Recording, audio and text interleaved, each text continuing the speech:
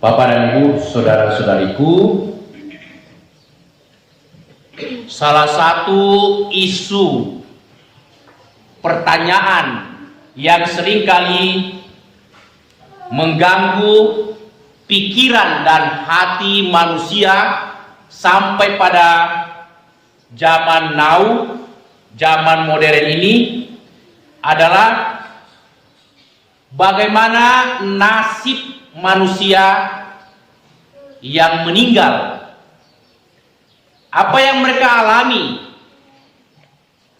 sesudah kehidupan di dunia ini? Apakah dengan kematian maka manusia tiba pada satu tapal batas kehidupan di mana tidak ada lagi kehidupan yang baru? Ataukah kalau ada kehidupan yang baru, bagaimana bentuk dan keadaan orang yang hidup baru? Nah, pertanyaan ini pasti akan mengganggu pikiran sebagian orang. Tapi ada orang yang berpikir-pikir, apa yang dialaminya setelah orang meninggal?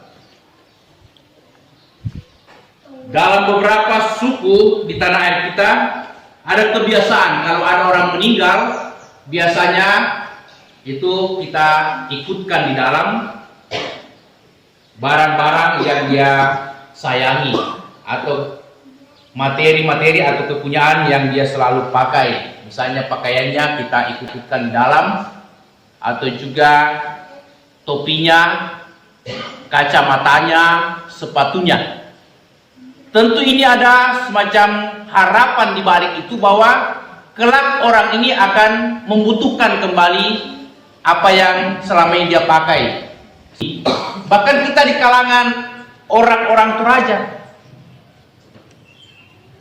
keden pemale saule, ya male sau, kok tena dibiarkan bang suster, pastilah diupacarakan secara adat. Nah, upacara secara adat itu juga akan diberlakukan sesuai dengan keadaannya. Dibuatkan atau diberikan bekal perjalanan. Semakin banyak bekal yang disiapkan, babi atau kerbau, itu semakin bagus bagi arwah orang yang meninggal. Semakin dia nanti tidak susah di mana ke itu sana yang sebut mereka puyo kah atau apa seperti itu. Nah, ini semua karena pemikiran bahwa di balik itu ada satu kehidupan yang baru. Tetapi dalam bacaan Injil kita mendengarkan ada satu kelompok di Israel pada zaman Yesus yang sangat terkenal dan sangat militan. Itu yang disebut kelompok para Saduki, ya. Mereka ini orang-orang Saduki tidak percaya akan kehidupan yang baru, akan kebangkitan. Maka karena mereka tidak percaya akan kebangkitan, mereka datang bertanya kepada Yesus sekaligus juga tes. Apakah Yesus ini konsekuen dengan pengajarannya? Karena Yesus selalu mengajarkan akan kasih, akan kehidupan yang baru, akan kebangkitan. Lalu mereka mulai mengajukan satu soal. Guru, ini kami mau bertanya. Ada 7 orang bersaudara. Yang pertama menikah dengan seorang wanita, tetapi ia meninggal tanpa meninggalkan anak atau menurunkan anak. Dalam tradisi Yahudi, saudara-saudaranya laki-laki wajib menikahi perempuan yang ditinggalkan oleh kakaknya. Nah, ke-7 orang bersaudara ini semuanya menikahi wanita itu tanpa meninggalkan atau menurunkan anak.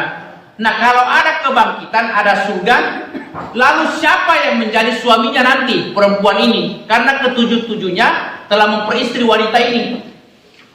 Apakah berlaku di sana poliandri, satu istri banyak suami, ataukah monogami? Nah, Yesus mengatakan apa? Jawab Yesus pada mereka, orang-orang dunia ini kawin dan dikawinkan, Tetapi mereka yang dianggap layak untuk mendapatkan bagian dalam kerajaan surga tidak kawin dan tidak dikawinkan. Jadi jelas jawaban Yesus. Ternyata nanti di surga ini teh mau tak kawin. Jadi yang mana teh lalino dan pekawin. Tapi jo surga ya teh mau kawin tahu. Teh juga mau pemberkatan. Teh juga mau kelahiran. Ya. Tidak ada juga pastor, semua sama di hadapan Tuhan. Tidak ada juga kematian. Jadi kita semua hidup untuk selamanya. Bisa kita bayangkan dari puluhan abad sampai pada hari ini sudah berapa miliar orang. Bisakah kita kenal semua itu? Jangan sampai nanti Frater Marius sudah ada di tempat lain, saya ada di tempat lain. Tapi kita hidup selamanya, hidup dalam kerajaan surga. Tidak kawin dan tidak dikawinkan. Karena itu kami para imam, para frater, suster tidak kawin. Karena demi kerajaan surga. Karena nanti tidak akan kawin lagi. Saya mau dibuat berhasil untuk keluarga, mau minta bayi untuk pisah. Anak kita punya. Karena kita semua sama. Mau merasa untuk ampoku, ampu mamiku. Saya punya. Sama semua orang nanti. Seperti itu. Di hadapan Tuhan. Nah, karena Yesus menegaskan janganlah terlalu berpikir duniawi seperti orang-orang Saduki. Orang-orang Saduki ini tidak berpikir tentang kehidupan yang akan datang. Mengapa mereka tidak berpikir tentang kehidupan yang akan datang? Karena mereka punya konsep hidup di dunia ini satu kali saja. Karena itu apapun yang kita usahakan, kita harus bekerja keras untuk mendapatkan hasil, mendapatkan berkat, dan ini yang harus kita nikmati senikmat-nikmatnya. Gunakan waktu yang ada ini untuk kebahagiaan, untuk kesenangan-senangan di dunia ini. Maka orang-orang Saduki tidak mau pusing dengan sesamanya, saudara-saudarinya. Orang yang menderita apapun juga mereka tidak mau pusing. Dan orang Saduki ini itu lebih liberal daripada kelompok-kelompok yang lain seperti Farisi dan Eseni. Kalau kelompok Farisi dari dalam kalangan orang Israel itu ada 3 kelompok besar yang sangat berpengaruh di masyarakat Yahudi. Itu Farisi, Eseni, dan Saduki. Farisi adalah kelompok yang sangat patuh, taat, pegang kuat hukum Taurat. Eseni adalah kelompok yang hidup itu menyendiri di padang gurun, di tempat yang jauh. Mereka hidup berdoa, bermeditasi setiap hari, mendoakan keluarganya, mendoakan masyarakat. Sedangkan kelompok yang ketiga Saduki ini adalah kelompok yang bebas. Kadang-kadang mengikuti aturan, kadang-kadang tidak. Pokoknya mereka kelompok yang militan. Kalau ada yang mengganggu kenyamanan mereka, mereka berani mati. Ini kelompok Saduki. Nah, saudara-saudari, Allah menunjukkan kepada kita bahwa hidup ini bukan hanya di dunia, tetapi hidup masih ada yang lebih lama dan lebih selamanya. Utama itulah hidup di akhirat, hidup ilahi. Yesus mengatakan, jangan gelisah hatimu. Percayalah kepada Allah, percayalah juga kepadaku. Sebab di rumah Bapakku banyak tempat tinggal. Jadi sesudah kematian kita ini, kita akan dibangkitkan untuk hidup yang baru, untuk hidup yang ilahi. Karena itu, kita mendengarkan tadi dari bacaan pertama, kitab kedua Makabe. Bagaimana 7 orang bersaudara ini diancam oleh raja. Kalau mereka tidak mau makan daging haram, daging babi, jadi ya ke doki, lakan lebih baik, duku baik, lami kilalai, yate duku baik, duku haram. Ya. Menurut tradisi Yahudi, ya, menurut tradisi Yahudi.